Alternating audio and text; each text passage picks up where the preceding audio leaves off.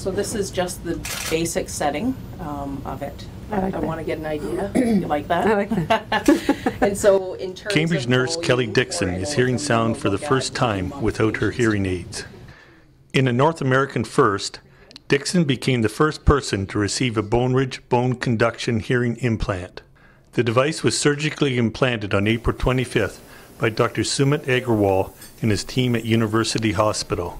It uses an external audio processor that records sound and wirelessly transmits the signals to the implant. This new device actually vibrates our bone directly in our skull and stimulates our inner ear, so it bypasses the whole external ear and middle ear. And this little housing has a small little floating mass transducer in it that vibrates.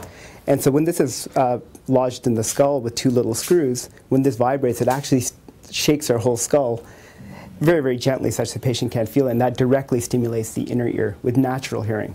The device is designed for patients who suffer from partial hearing loss. It's really useful for patients who have problems in their external ears, so patients who are born without an auricle or an ear canal, or patients who have middle ear problems, so chronic drainage and infections.